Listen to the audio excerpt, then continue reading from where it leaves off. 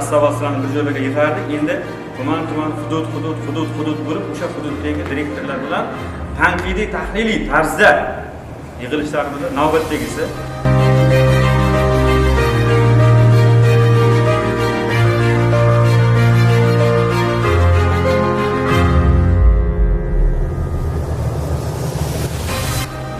Yaqin direktorlarni lavozimiga tayinladik. 400 ga yaqin maktabda faoliyat qilganlik bo'yicha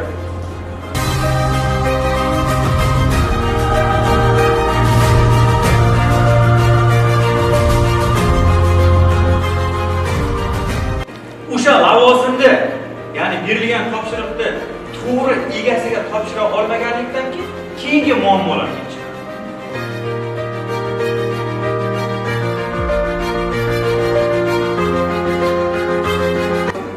Bo'lish kerak emas. Bunga ham yo'l ochib berish kerak. Yangilik yaratish kerak, o'quvchi ham kerak bo'lsa, o'quvchidan kutish kerak bu natijada.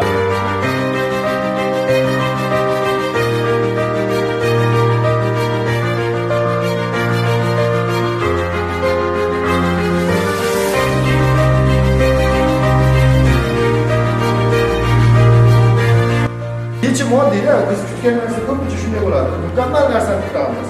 Kulminatsiyani ma'lum bir yo'nalishdagi ishingizni o'rinbosarlarga o'tkazishingiz.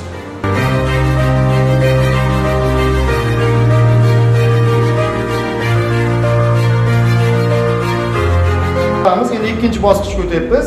Bu ikkinchi bosqichda rahbarlarning o'rinbosarlarga yoki xodimlarga ishonchini sinaymiz.